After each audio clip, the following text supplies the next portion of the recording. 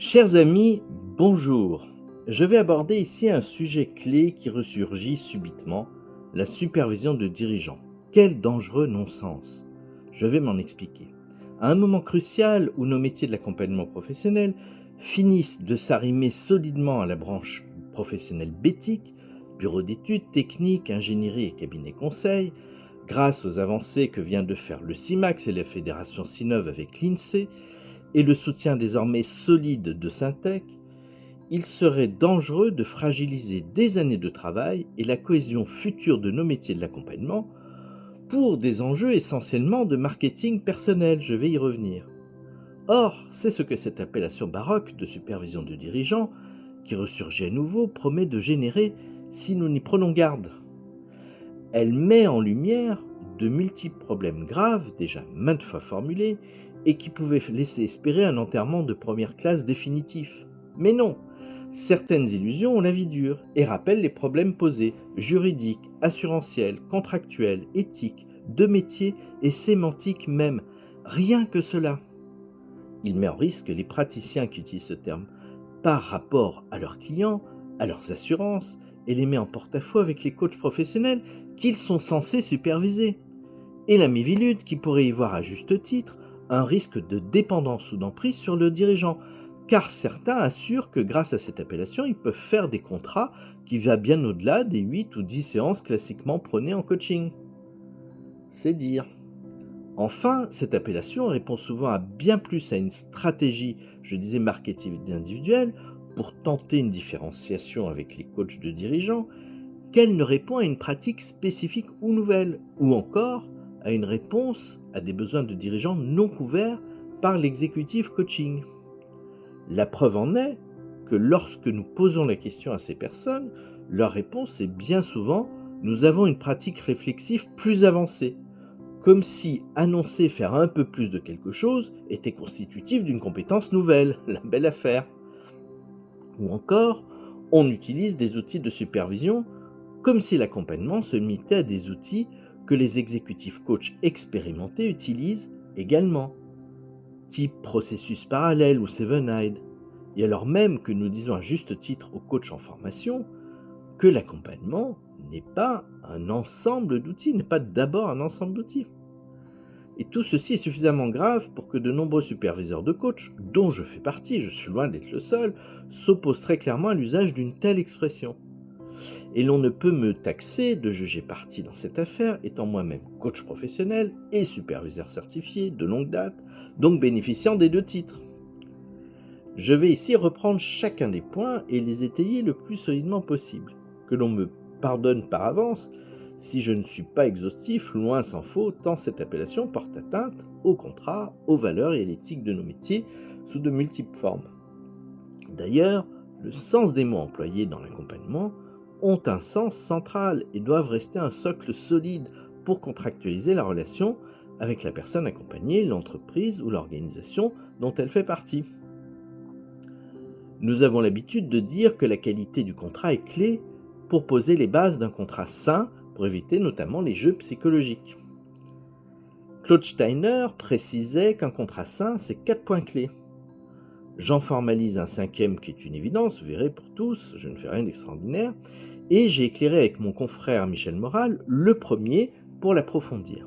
Donc premier point, le plus grand consentement possible et éclairé des parties. Deuxième point, être dans son champ de compétences. Troisième point, avoir une juste rétribution. Quatrième point, être dans le champ de la légalité. Et le 5e point, possibilité de rompre le contrat dans des conditions équitables. Partons de la définition du mot supervision, si les mots ont encore un sens, qui veut dire exercer un contrôle, effectuer une vérification sur l'activité ou le travail d'une personne ou d'un groupe de personnes. Contrôler ou vérifier l'activité ou le travail d'une personne nécessite d'avoir un champ d'expertise commun. Entre un superviseur de coach et un coach, c'est le cas. Entre un superviseur de psychologue et les psychologues, c'est également le cas. Il en va de même pour le travailleur social. Entre un superviseur dit de dirigeant et un dirigeant, sauf à ce que les deux soient issus du même cœur de métier et se cantonnent aussi à une organisation de même ordre, de même taille, le champ de compétences commun laisse perplexe. Le terme de mentorat ou de coaching portant sur des processus plutôt que sur des contenus sont infiniment plus adaptés et ne présentent pas de risque de confusion des responsabilités ni de risque d'emprise. Ainsi, il s'agit de superviser l'activité du dirigeant. Le superviseur se lie de fait au résultat de l'activité du dirigeant, pas le coach, pas le mentor. Et donc, il en devient co-responsable. Il serait donc assez logique qu'en cas de défaillance ou de dérive, le superviseur puisse être directement inquiété par les actionnaires, par le conseil d'administration, par les IRP, par un collaborateur de l'entreprise du dirigeant supervisé. Est-ce que les tenants de cette expression, est-ce que c'est ce qu'ils veulent? Ont-ils eu conscience de cela? Ont-ils pris le recul nécessaire alors qu'ils disent offrir un espace réflexif plus conséquent que les coachs de dirigeants? Ça prête à sourire. Certains sont juste allés trop vite, bien sûr, mais d'autres continuent à tordre les mots pour maintenir l'indéfendable. En outre, les dirigeants ont un niveau de contrôle déjà bien suffisant sur les épaules pour s'ajouter une personne qui devrait superviser sa pratique.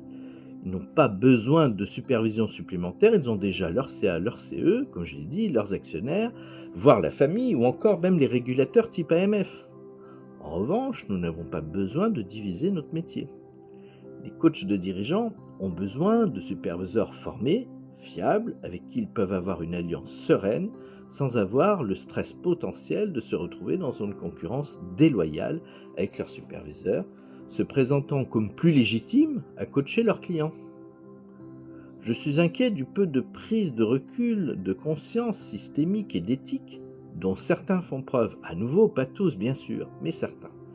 Il est indispensable que les organisations professionnelles sérieuses et représentatives, membres du CIMAX, comme le MCC ou l'ICF par exemple, délivrent rapidement un message clair sur ce sujet, j'en prends ma charge, pour protéger nos clients, le métier et la qualité de la relation des coachs et des superviseurs. Les risques juridiques, bien sûr aussi, quel assureur responsable va prendre l'initiative d'endosser un risque, par définition très complexe à évaluer, compte tenu de la diversité des profils de postes disparates occupés par des dirigeants. Quoi de semblable entre le dirigeant d'un cabinet d'expertise comptable employant 10 collaborateurs, le start-upper Guillaume Mensch de Mistral AI, Florian Ménégo qui dirige Michelin ou encore Bernard Arnault qui pilote LVMH. Je voudrais que ces personnes me disent quelles compétences communes ils partagent, qu'ils viennent m'en parler. Qui peut prétendre superviser l'activité de ces personnes-là? Sur quel socle de compétences communes spécifiques? Attendons-nous à voir pleuvoir les procédures judiciaires dans les années à venir? Enfin, entre un superviseur de coach et un coach, entre un superviseur de psychologue et un psychologue, entre un superviseur de travailleur social et un travailleur social, outre le champ de compétences communes, il y a aussi un code de déontologie partagé, des ateliers souvent d'échange et de pratiques entre professionnels, de groupes de pairs ou d'intervision, et bien souvent aussi des organisations professionnelles qui offrent un espace solide d'échange de pratiques, de régulation et de soutien.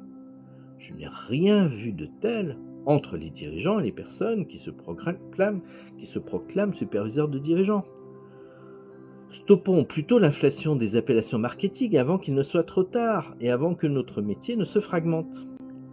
Nous avons d'autres options, plus ajustées, comme le dit mon confrère Michel Moral, telles qu'un espace réflexif pour dirigeants qui pourrait compléter l'offre actuelle de coaching de dirigeants sans tendre les mots, sans fragmenter le métier, sans tour de passe-passe contractuel.